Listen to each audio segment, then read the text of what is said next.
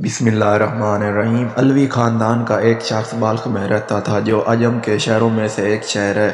اس کی بیوی اور لڑکیاں تھیں اور اللہ تعالیٰ نے انہیں ہر قسم کی نعمتیں عطا کی تھیں۔ وہ فوت ہو گیا تو اہل و عیال کو اس کے مرنے کے بعد فقیری اور تنگ دستی نے آ گھیرا۔ چنانچہ وہ بیوہ علویہ عورت اپنی لڑکیوں کو ساتھ لے کر کسی دوسرے شہر میں چلی گئی تاکہ دشمن کے طعن و تشنیع سے بچے۔ اتفاقاً ان کا نکلنا بھی سخت سردی کے موسم میں ہوا۔ جب شہر میں داخل ہوئی تو اپنی لڑکیوں کو ایک غیر آباد مسجد میں بٹھایا اور خود ان کے کھانے کے بندوبست کے لیے شہر چلی گئی۔ اس کا گزر دو جماعتوں پر ہوا۔ ایک جماعت تو ایک مسلمان کے پاس جمع تھی جو شیخ البلاد تھا، اور دوسری ایک مجوسی کے پاس جو کہ اس کا نائب تھا۔ پہلے تو گئی مسلمان کے پاس اور اس کو اپنا واقعہ سنایا اور کہا کہ میں ایک علوی شریف خاندان کی عورت ہوں اور میرے ساتھ یتیم لڑکیاں ہیں جن کو میں نے ایک غیر آباد مسجد میں بٹھایا ہے اور آپ سے آج کی رات کا کھانا مانگتی ہوں۔ اس نے کہا کہ کوئی گواہ لا میرے پاس کہ واقعی تو علوی خاندان کی عورت ہے۔ اس نے کہا میں ایک اجنبی عورت ہوں، اس شہر میں مجھے کوئی نہیں جانتا۔ چنانچہ اس شیخ البلاد نے منہ موڑ لیا اور وہ عورت شکستہ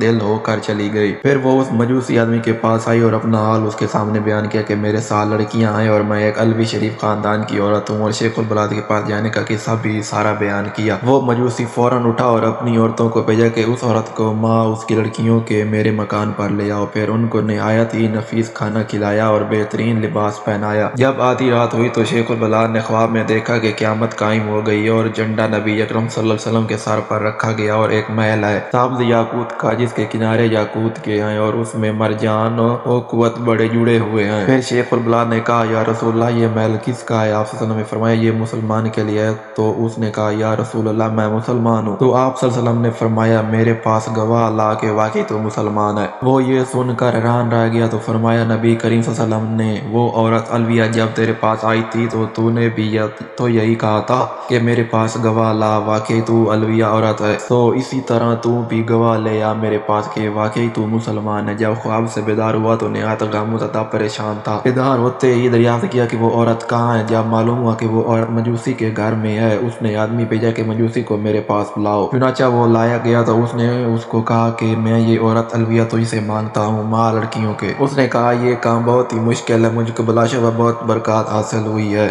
اس نے کہا مجھ سے 1000 دینار لے لے اور ان کو مجھے دے دے۔ اس نے جواب دیا یہ بہت مشکل ہے، میں انہیں واپس نہیں کروں گا۔ مجوسی نے کہا جو چیز آپ چاہتے ہیں میں اس کا زیادہ مستحق ہوں، اور وہ محل جو آپ نے خواب میں دیکھا وہ میرے لیے بنایا گیا ہے۔ کیا تم میرے سامنے اپنا اسلام ظاہر کرتے ہو؟ اللہ کی قسم جب تک میں اور میرے اہل و عیال تمام کے تمام اس علویہ کے ہاتھ پر مسلمان نہیں ہوئے رات کو سوئے نہیں تھے۔ میں نے خواب میں اسی طرح دیکھا تھا جس طرح تم نے دیکھا ہے، اور مجھے رسول اللہ صلی اللہ علیہ وسلم نے فرمایا کہ وہ عورت علویہ اور اس کی لڑکیاں تیرے پاس ہیں۔ میں نے عرض کیا جی یا رسول اللہ، تو آپ صلی اللہ علیہ وسلم نے فرمایا یہ محل تیرا اور تیرے گھر والوں کا ہے، تو اور تیرے گھر والے تمام جنتی ہیں۔ اگر ویڈیو اچھی لگی ہو تو ویڈیو کو لائک کر دیں، چینل کو سبسکرائب کر دیں۔ ملتے ہیں نیکسٹ ویڈیو میں، تب تک کے لیے اللہ حافظ۔